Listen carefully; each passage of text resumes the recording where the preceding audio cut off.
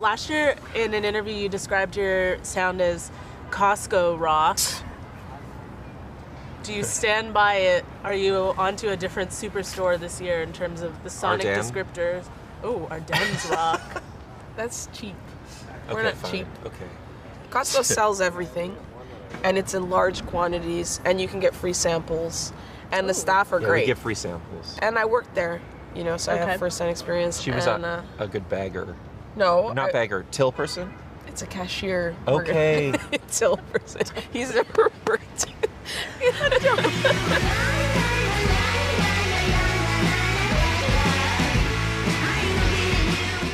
I don't know if I'm in a raw onion kind of mood. We'll have a fragrant hangout. Do you want to try like a rosemary garlic? Sure. That sounds nice.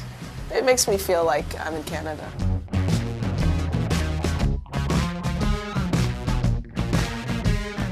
Here it comes.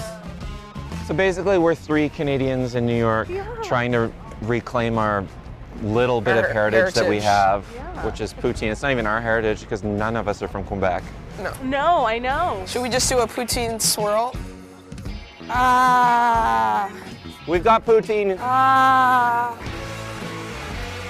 Poutine coming through. This is a Canadian treat. Poutine, you want to smell? Smell? Oh my God, poutine. Oh. Poutine. We're here with two of you. There's two others in the band. Yeah, they weren't allowed to come. This is your second full-length record. It's called Wide Open. I feel like I heard I a lot more on this record. Did you set out to write an album that's much more personal? Yeah, it was funny because we were talking about this. I was like, you know, every song starts with the word I. But I said because the last album I would say you a lot, or I would use a metaphor, and not necessarily like put the onus on myself to just say, oh, this is how I'm feeling, or this is my experience within this context. And also it's fun, I don't know, if you learn a song, there's a pigeon behind us. If you learn a song, isn't it fun to like, okay, like Slick, for example, because you can look at the mirror by yourself and be like, my hair slick back. So it's fun for the listener to sort of like use I as I. Well, I can be a universal experience. I for is sure. we. Yeah, I is we. Namaste.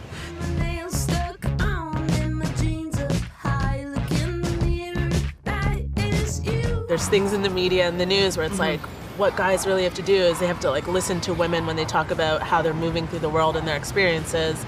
So like, what's your relationship to Jasmine's ideas? I don't know. I'm just a fan, so I get to help be a fan of the music and then help try to elevate it if I can. Yeah. And I like the idea of, with this record, taking on like classic rock tropes and like a road record, but from a female perspective. I was happy to kind of get out of the way sometimes to allow the emotions to be the biggest thing rather than like pyrotechnics, and then saving those pyrotechnics like for like moments where it really mattered. This is a Jasmine record.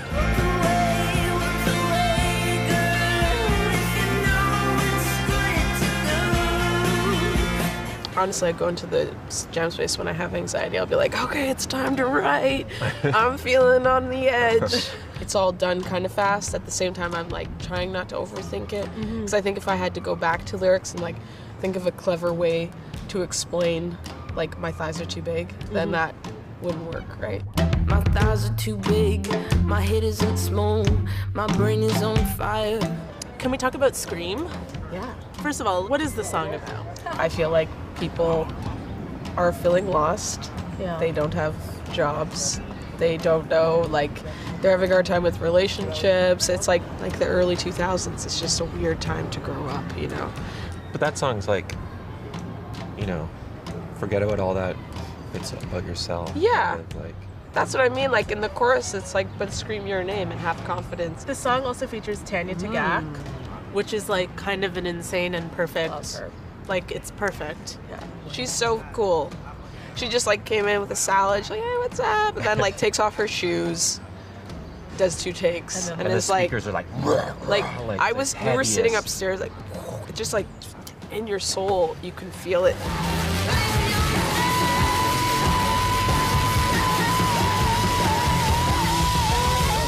So you put out your record last year.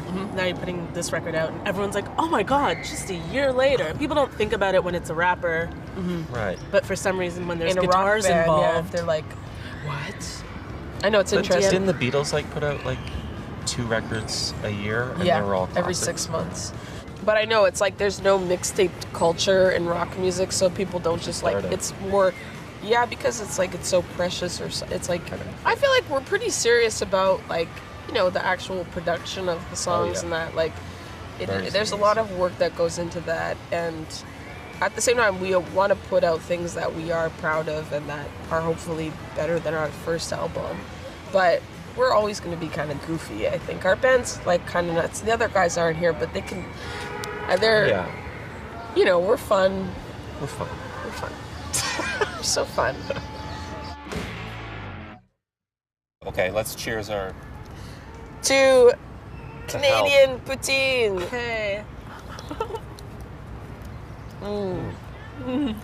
It's good. It's cold because It of is. Yes. film production. Takes a long let's time. break the wall here Let's break the wall. and just acknowledge that There's no magic.